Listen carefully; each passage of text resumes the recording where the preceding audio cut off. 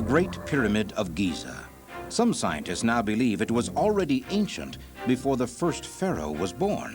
What have we learned about the huge granite spirit stones in the heart of the pyramid? Do they still perform some eerie function? It appears that the Giza pyramids were built as beacons by extraterrestrials as part of a landing corridor ending at the spaceport in the Sinai Desert. Many now believe our own space program has found a connection between the Great Pyramid of Egypt and pyramids found on other planets. We may discover that we, in fact, were the Martians. Experts now believe that the Great Pyramid is finally giving up some of its secrets because, like the Egyptians, we have turned our attentions to the skies.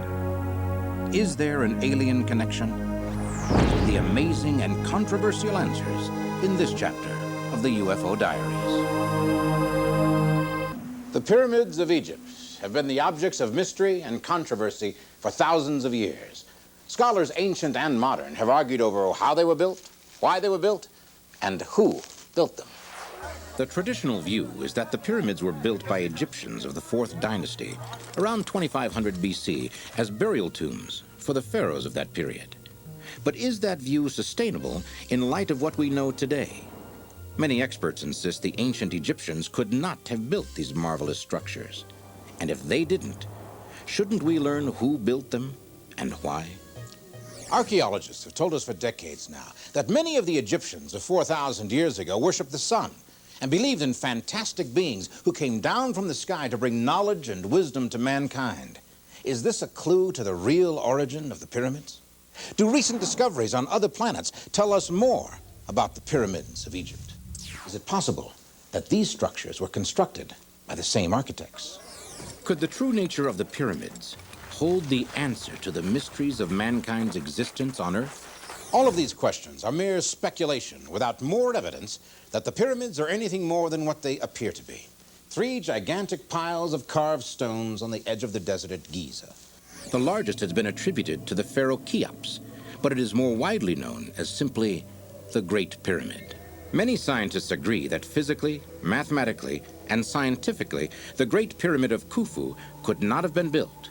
And yet, there it is, 42 stories high, covering an area the size of 10 football fields, an almost solid mass of intricately fitted stone blocks, each weighing 2.5 to 10 tons. Enough stone to build 35 Empire State Buildings, with several tons left over. Its alignment to true north is almost perfect, and the precision of its construction has never been duplicated. But could the Egyptians of over 4,000 years ago have built such a magnificent structure? Or should we look for a more advanced civilization behind the pyramids? The Greek historian Herodotus established the traditional view when he visited Egypt in the 5th century BC and wrote that Egyptian crews of 100,000 men, replaced every 3 months, built the Great Pyramid in 20 years. But is that possible? To build the Great Pyramid in 20 years, as some archaeologists claim, would have meant setting one of those huge stones every 3.5 minutes, 24 hours a day. That would require a technology we don't have today. But getting the stones in place was only part of the problem. How did they manage to get these massive stones from the quarries to the building site? There's a widespread general belief, which Hollywood has helped to promote, that hundreds of thousands of slaves were used to build the pyramids. Nothing could be further from the truth. The Egyptians of the 4th dynasty were neither a formidable military nation nor a very aggressive one. But even if they were, there were not enough potential slaves within a 5,000-mile radius to have supplied the workforce needed. But if there was not enough manpower available, how could the work have been done? Even if the builders used some kind of clever machinery to help them get the great blocks into place, Egyptologists still disagree on what kind of device that could have been. The generally accepted academic viewpoints are divided equally between the rollers and the rampers. These two theories are being taught in the schools right now as facts, when they're not even substantial theories. With the Ramper School of Egyptology, we are asked to believe that a mile-long ramp was built, rising in slope as the pyramid increased in height. Actually, it would have required more effort to build the ramp than to build the pyramid itself. there would have been some 6 billion pounds of construction garbage to get rid of afterwards. If the ramp theory is discredited, the remaining explanation is that the blocks were rolled on logs. But does that theory survive close scrutiny? Moving a given stone in this manner can be demonstrated, but some rather obvious consideration should have dispelled this notion long ago. The only trees available in ancient Egypt were date palms, and as a food source, it's unlikely they would have been cut down. Importing logs would have required more shipping than Egypt has ever possessed in its entire history, just to transport the 25 million trees needed. Next, it's virtually impossible to roll a log on stone-chip roads. But even if they could be rolled, the great weight of the stones would have crushed the logs to pulp within a very short distance. The traditional explanations of the origin of the pyramids have been accepted for years. But should we carefully re-examine those long-held notions? The discrepancies between the theories and the facts seem to demand it. Amazingly, the sciences of geology, mathematics, and astronomy seem to reach their zenith with the construction of the Great Pyramid. Construction techniques were used that can't be duplicated today. How could this be? What did the builders of the Great Pyramid know that we don't? More to the point, where did they learn it? And what new scientific evidence is there that suggests an alien connection? However the Great Pyramid was built, one thing seems certain. Tremendous power of some sort had to be employed. Since the ancient Egyptians, so far as we know, were dependent solely on muscle power, and that seems insufficient to the purpose, what was the force that put all those gigantic stone blocks so carefully into place?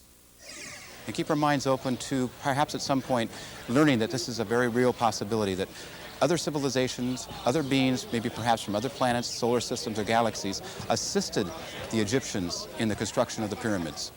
Supposing that some traveling race from another world did in fact build the pyramids, did they leave any clues as to the purpose of these structures? Some experts say the answer lies in the foundation and orientation of the Great Pyramid. It's doubtful that ancient Egyptians had any knowledge of modern geology, and without this science, it's inconceivable that a structure this size could be built which would not crumble from lack of a proper foundation. Normally, it would just sink slowly into the ground. In modern construction, engineers find a settling rate of 6 inches in 100 years acceptable for office buildings. In 5,000 years, the Great Pyramid, weighing 14 billion pounds, has settled less than 1/2 inch. This engineering marvel does suggest that whoever built the pyramids not only intended for the structures to remain as they were for millennia, but knew how to achieve that goal. And as engineers now tell us, they also knew how to keep the 4 sides of that giant edifice in almost perfect alignment. In modern construction, if the builders could maintain each side of the 756-foot wall within 6 inches of being perfectly straight, then it would be a tremendous accomplishment. But the Great Pyramid is only off of straight alignment by approximately 1/4 of an inch. That's totally impossible to duplicate in today's modern construction field. The Great Pyramid is evidence of a phenomenal knowledge of the science of astronomy. They could measure the day, the year, and the precession of the equinoxes. They knew that the Earth was a sphere, and they knew how to compute latitude and longitude accurately. The geographical orientation of the Great Pyramid of Giza is perhaps its single most amazing characteristic. Its sides run almost exactly from north to south and east to west. The deviation is within 3 arc minutes from true north. How could an ancient quasi-Stone Age culture have been able to determine true north?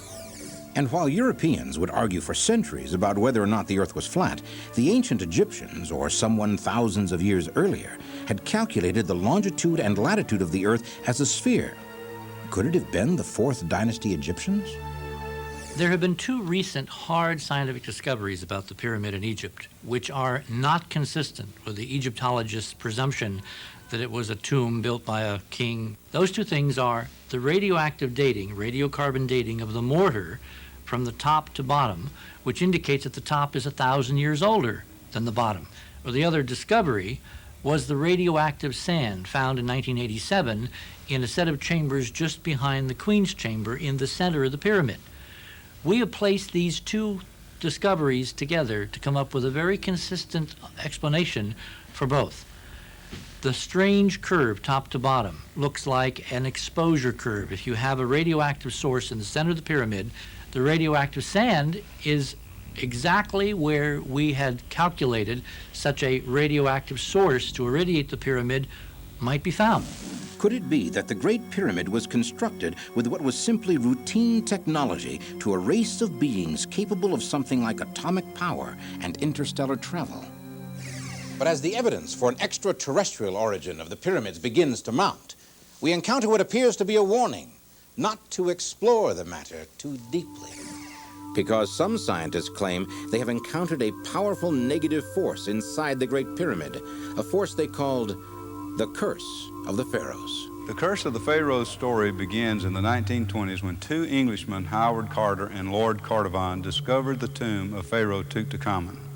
Among the spectacular riches, Carter and Carnarvon uncovered a tablet on which a dire curse had been written.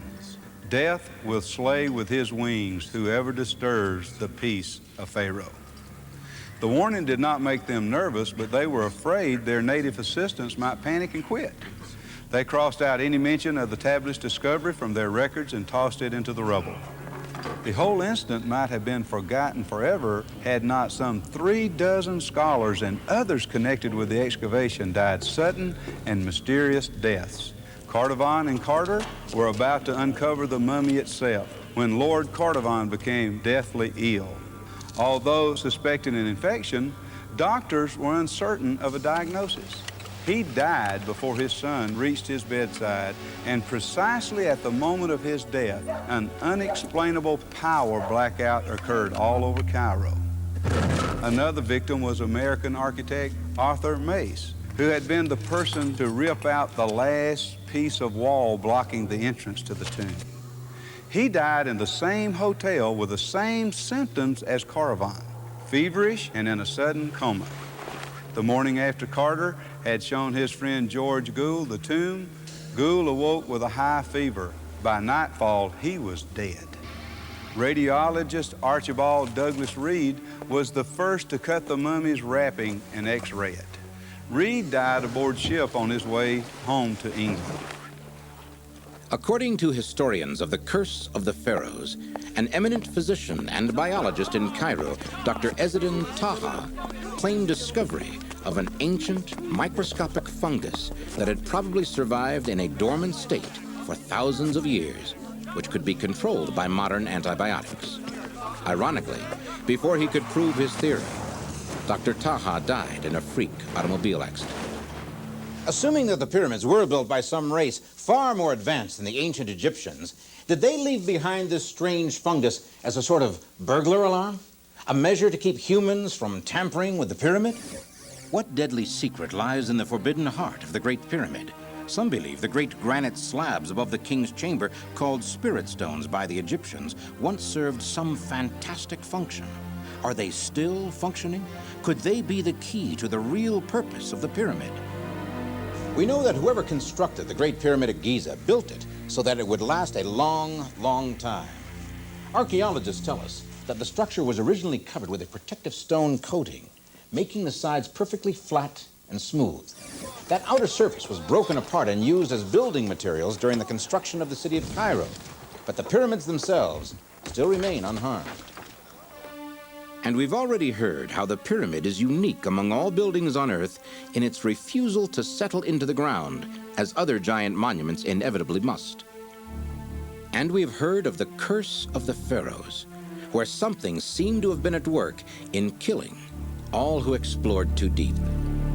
Apparently, whoever built the pyramid wanted it to be left exactly as it was. But why? What was its purpose? And was its preservation important because they planned to use it again someday? In the early 1950s, translation was begun on a vast library of cuneiform tablets that had been discovered many years earlier in the ruins of the Library of Nineveh, the oldest written record known to science. One passage of the text seems to describe the pyramids of Egypt. Sumerian texts are believed to be over 10,000 years old, 6,000 years older than the Egyptians who were supposed to have built the pyramids. But if the Sumerian translation is accurate, the pyramids were already there before the first pharaoh was born. If all of this is true, then these ancient tablets may hold the answer to the true purpose of the pyramids. Dr. Zechariah Sitchin has spent years studying the mysteries of these Sumerian writings. Based on evidence provided by Sumerian texts, it appears that the Giza pyramids were built as beacons by extraterrestrials as part of a landing corridor ending at a spaceport in the Sinai Desert. An intriguing and exotic theory. But how could the pyramids be of use to travelers from another world? After all, as large as they are, they're not visible from outer space. Some people suggested there is a vortex of energy coming out of the great apex of the pyramid, and that it actually expands in diameter as you go higher above the pyramid. But for this theory to be credible, the pyramids would have to radiate energy, which an ordinary pile of stones simply does not do. But are the pyramids different in this way? The pyramids are essentially crystalline in structure, therefore highly receptive to radio-like energy waves or even cosmic microwaves.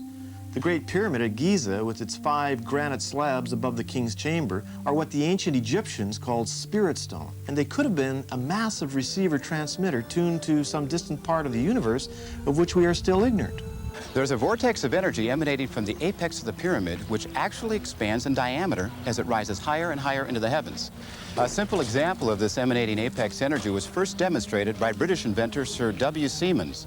When he drank from the wine bottle he brought along, he experienced a slight shock as the bottle touched his lips. The electrical activity intrigued him so much that he took a wet newspaper, wrapped it around the bottle, converting it into a crude electrical accumulator, which most high school science students would recognize as a Leyden jar. Although we don't know why or how, the Great Pyramid seems to be an accumulator of energies. The only person of record, of authority, who still stands behind the assertion that there was radioactive sand was Dr. Ibram Nawawi, who gave in 1987 a discussion at an archaeological conference in Tennessee where a friend of mine, another archaeologist, literally heard him say with his own lips that they had found highly radioactive sand in the Great Pyramid. This does not compute as a low-tech structure, but something much, much more intriguing. So might not the pyramids have been exactly what the ancient Sumerian texts seem to claim? A sort of cosmic lighthouse for passing space travelers? As incredible as this may sound, it does seem to be the first explanation of the Great Pyramids that truly covers all the facts of its amazing construction, placement, and design. But is there any other evidence that the builders of these remarkable edifices were from outer space? These same Sumerian texts also refer to the Earth as the 7th planet, as if being counted from the outside of our solar system in toward the sun. Since Neptune and Pluto were only discovered in this century, how could the Sumerians of 10,000 years ago have known that the Earth is indeed the 7th planet? According to Dr. Sitchin, no one but space travelers coming to Earth past Pluto, Neptune, Uranus, Saturn, Jupiter, and Mars could have considered Earth the 7th planet.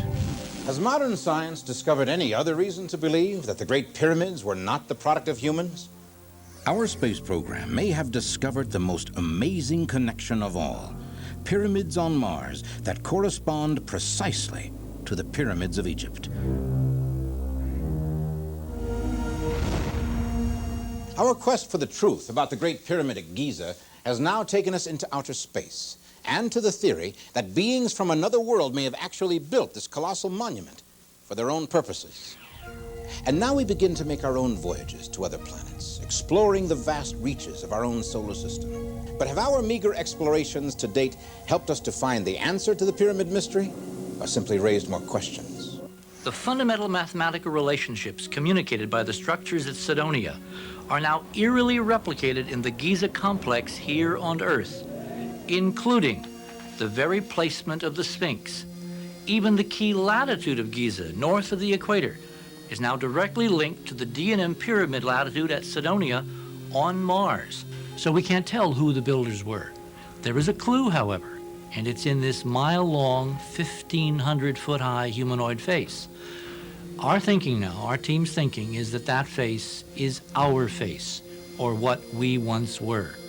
So in a sense, someday, not now, but someday, we may discover that we, in fact, were the Martians.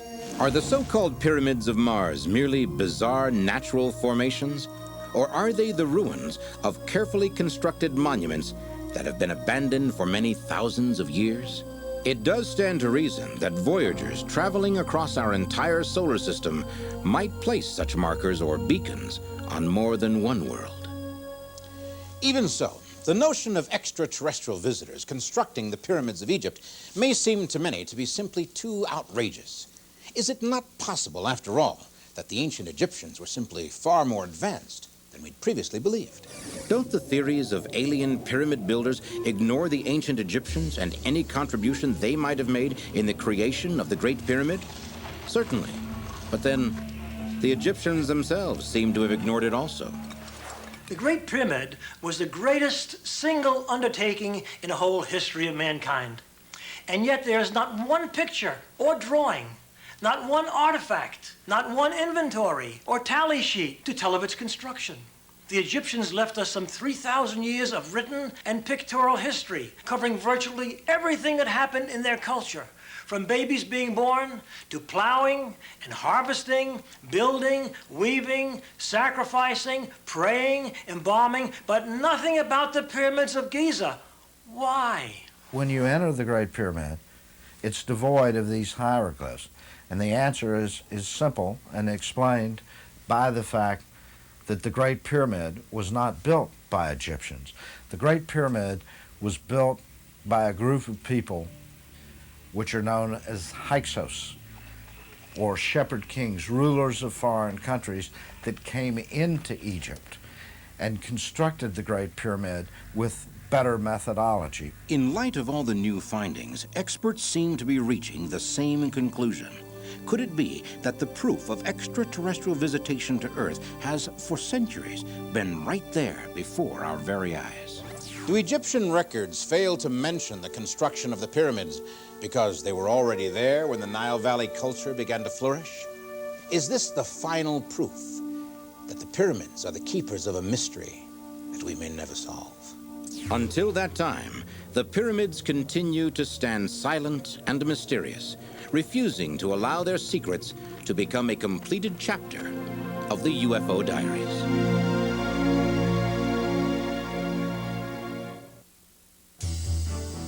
Is the United States government hiding significant, even crucial information about UFOs? Was the Air Force Project Blue Book just an elaborate cover-up designed to prevent the public from learning the truth? Why was the project summarily dropped? Were too many people getting too close to the amazing facts already in the possession of the Air Force?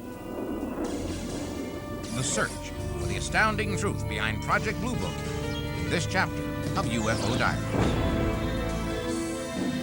The mystery behind the UFO phenomenon has puzzled people all over the world.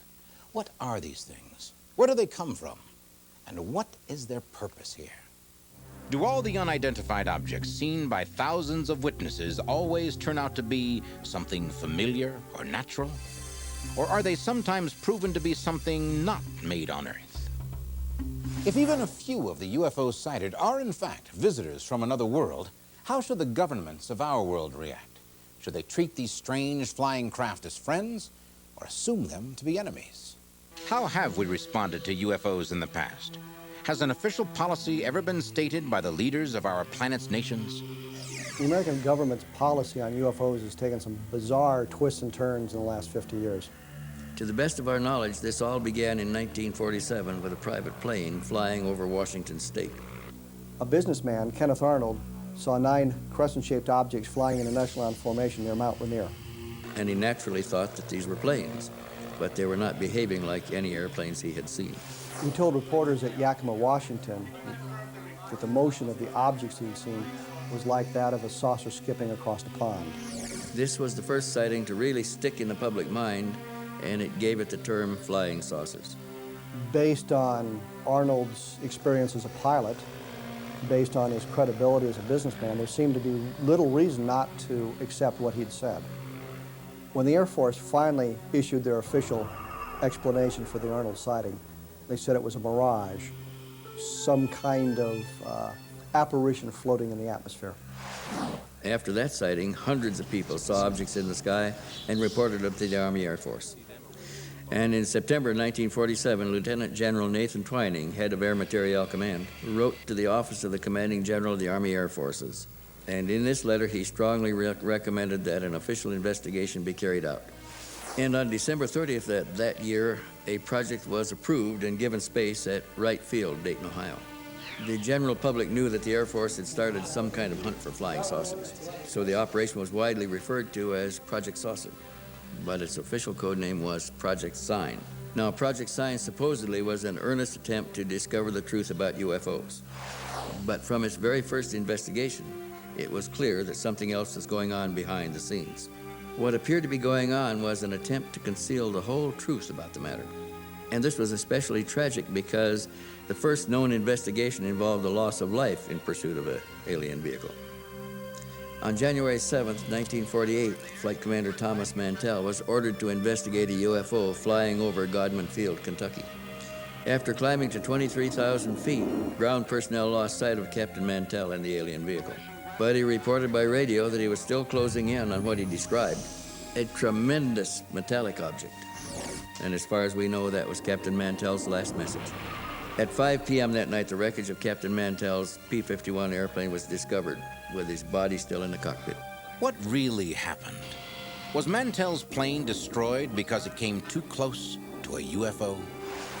We know this, that every tiny piece of wreckage of his plane was vacuumed up and hauled away and classified. Why? Because he was reporting live to the control tower what he was seeing and what he was doing, up to the point where he apparently passed out from lack of oxygen. And of course, Project Sign investigated and decided what everybody was really seeing was planet Venus. The Air Force said some of the most stupid things to explain Captain Mantell's death. Captain was a very highly trained pilot, very experienced, intelligent young man. They insulted his intelligence, first of all, by saying he'd been following the planet Venus. They also stated that he climbed too high, got out of his oxygen, passed out, and crashed. The excuses that they come up with to explain events of this kind are absolutely absurd. Anything given to Project Sign had to be purged and passed down from upstairs after they found a way to successfully explain it away, either that it was Venus, a star. But the fact the Air Force ultimately dismissed this sighting as nothing more than Venus suggests they weren't interested in solving the mystery. In 1947, the United States was just recovering from the Second World War and entering into the earliest days of the Cold War. So it must have been very reassuring to believe that nothing could happen in the sky that the Air Force could not explain. But was that in fact the case? Were UFO reports quickly dismissed because they were all simple cases of mistaken identity? Or was there another reason? Project Sign continued to find explanations for many of the sightings that were reported to them. But in the early morning of July 24, 1948, something happened that Project Sign could not explain, and that opened the door to a whole new era of UFO investigation. What was this event that changed the course of the official military investigation into UFOs? If the Air Force study of UFOs had at first been skeptical, what caused them to change their minds? Just after 2 a.m. on July 24, 1948, a DC-3 passenger plane was 5,000 feet above Montgomery, Alabama, when the crew and one passenger reported seeing an aircraft unlike any they'd ever seen or heard of. The witnesses were certain that it was neither an airplane nor a weather balloon. When Project Sign investigated the object seen over Montgomery, Alabama, they discovered that two people on the ground had seen the same thing. Taken all together, these sightings were something that Project Sign could not dismiss as a meteor or a reflection. This was obviously some kind of craft, but there was nothing like it in 1948. at least in our inventory.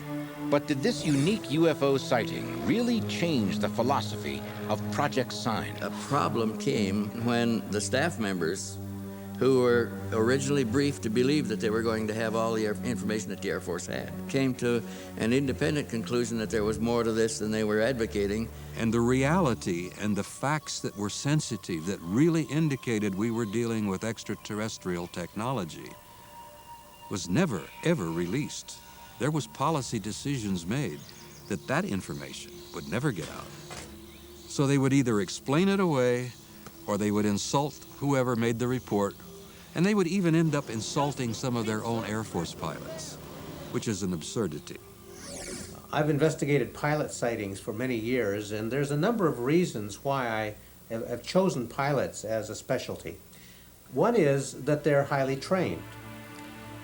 They are in an environment which has good visibility, usually, vantage in many directions, for instance. And in fact, they can change the direction of their airplane to follow the phenomenon. Another reason is that many aircraft have special instruments on board that might pick up electromagnetic energy. They can use their radios to call to the ground and ask for assistance, radar perhaps, or weather, or military assistance of some sort, so that they're not just isolated witnesses anymore, but they might be accompanied by other professionals. If pilots are such credible witnesses, why didn't the Air Force appear to take numerous sighting reports seriously? I know it's been suggested that our government and other governments have been denying or covering up UFO evidence. If that's true, it's easy to understand.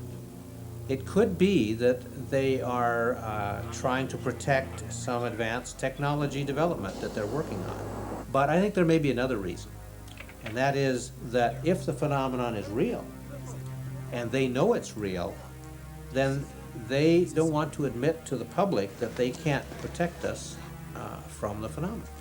In 1948, in Project Sign, something called the Estimate of the Situation was written. There's controversy about what was in the Estimate of the Situation and who wrote it, but it stated essentially that this was an extraterrestrial phenomenon, and then went on apparently to give various insights about propulsion systems and things like that. The Estimate of the Situation was then sent to George Vandenberg, who was Air Force Chief of Staff at the time. Vandenberg took a look at this estimate and just thought that the document was just ridiculous, nonsense. He ordered all the copies of it destroyed, and they were, which is why we don't really know what was in it. If the report contained nothing of a secret nature, why was the order given for it to be destroyed? General Hoyt Vandenberg was in a position to know the highest secrets of government at the time. He would have known things that he couldn't even tell to the men of Project Sign. And apparently when Project Sign made a report stating flat out that they were extraterrestrial, they evidently hit on something he already knew. So the only thing he could do was reject the report and order every copy of it destroyed. From that time on, we can trace the deliberate attempt on the part of some, not all, of the Air Force to conceal the truth about UFOs. Every major European power, including the United States, is involved with this research in trying to keep the lid on this thing, to keep the cover on it, to control the release of the information. But why? Why would the U.S. government first set up a project to learn the truth about UFOs and then destroy its findings? Had Project Sign uncovered a secret it was not supposed to learn? In any case, since Project Sign had incurred the anger of the Air Force Chief of Staff, it should come as no surprise that the project was then disbanded. Project Sign was eventually changed to Project Grudge to get out what were considered to be soft-minded people, making Project Grudge a little bit more hard-nosed. And it seemed that they took a whole other vantage point and really tried to collect those people that were willing to put more of a mundane explanation on UFOs. And Project Grudge then went on to become more of a debunking outfit. But once again, a remarkable incident forced the military to reconsider. In 1951, Army Signal Corps radar tracking stations at Fort Monmouth, New Jersey, spotted a number of fast-moving unknowns over that military base. these same objects were seen by people on the ground, and they were reported to approach and depart from the area repeatedly. By now, the U.S. was becoming involved in the Korean conflict, and it was the height of the Cold War. Any object traveling that fast on radar was assumed to be an enemy missile. This missile was repeatedly violating our airspace at a speed so fast that we could not possibly intercept it. There were government authorities and scientists who had concluded from the very beginning that the evidence that they had indicated that we were dealing with an extraterrestrial intelligence. First of all, it was a major sighting year. The 1952 wave was one of the largest waves of sightings that we had. They either had to explain away the event and tell people that they misunderstood that they were looking at Venus or whatever. They came up with some of the most absurd answers, and they insulted the intelligence of a lot of American people. The problem was, even Project Grudge had a significant number of cases which could not be identified. Many people were becoming frightened. The nation turned to the Air Force for explanations. The Air Force, no matter how much they tried, couldn't really get away from having to deal with the situation, and there continued to be UFO reports. By 1951, Project Grudge became Project Blue Book, which was, quote-unquote, the open project, which was to be able to study and collect reports. By the 1950s, Americans were reporting UFO sightings in ever-increasing numbers. Most people were very eager for an official explanation of the strange phenomenon they'd witnessed, and they assumed that any such reassurance would ultimately come from the Air Force itself. But if the claims made by some UFO researchers are true, the United States government created a special operation for researching unidentified flying objects, but then dictated what the project would find and what it would not find. So the Air Force embarked on a mission to go forward and reduce the number of reports to a minimum.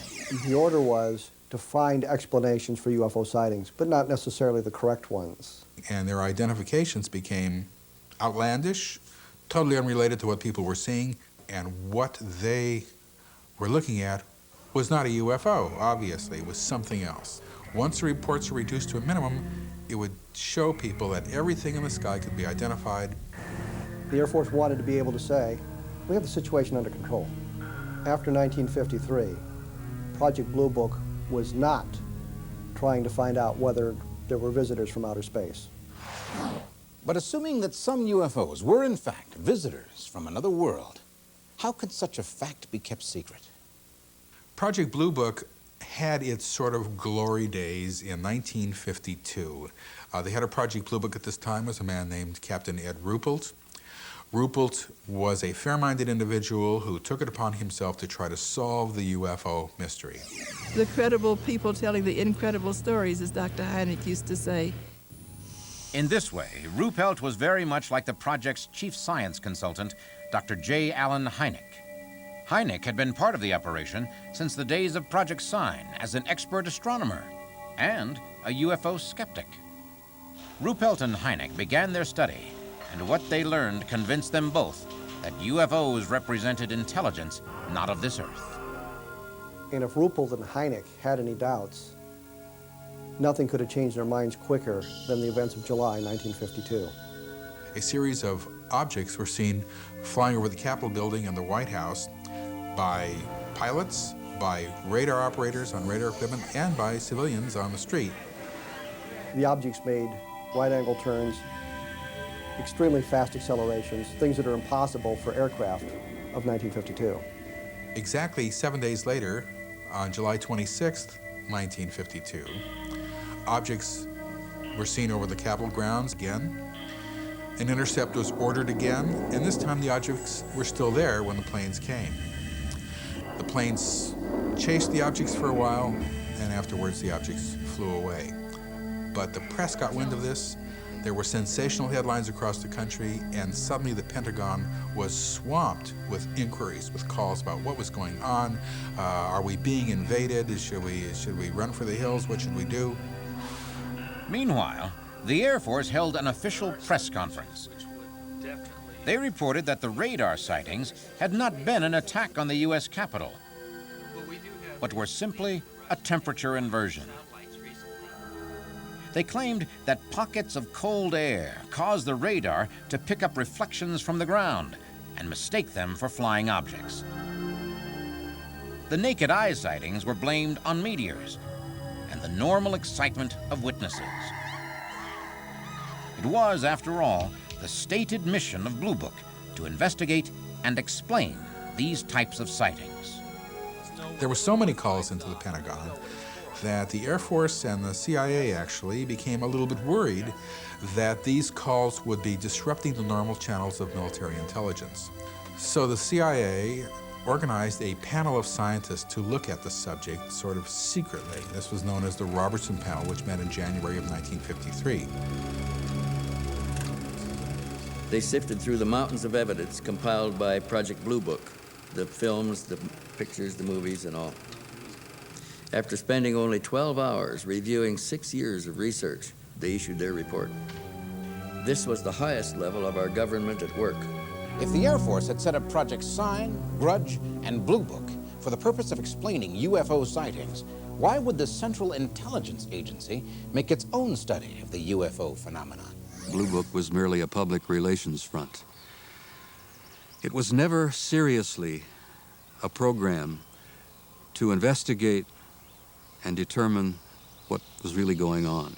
Well, it looked like they simply wanted to find out whether UFOs were a secret Soviet weapon or not, and if the UFO situation was as it appeared to be, whether there was an opportunity for the Soviets to use it against the United States.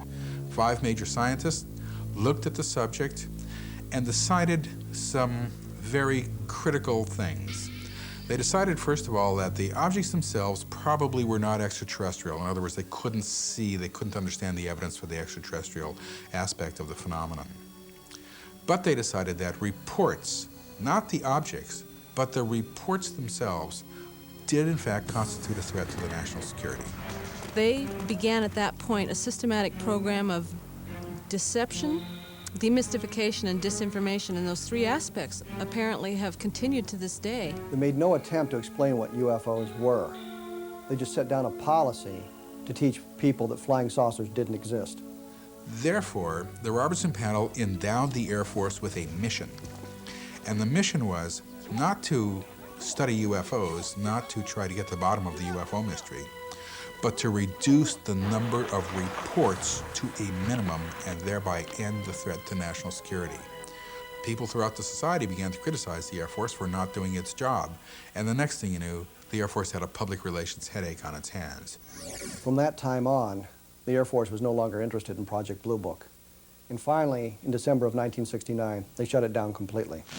Subsequent documents that have been obtained by UFO researchers have shown otherwise, that the Air Force, the military, the CIA, the National Security Agency, a lot of agencies within our own government have been keeping tabs on the field. The Freedom of Information Act has limited values to the American people, because the National Security Act that was passed at the end of World War II, during the Cold War, states very clearly that any subject or any item of information that could be construed to be threatening to the national security of the United States cannot and will not be released.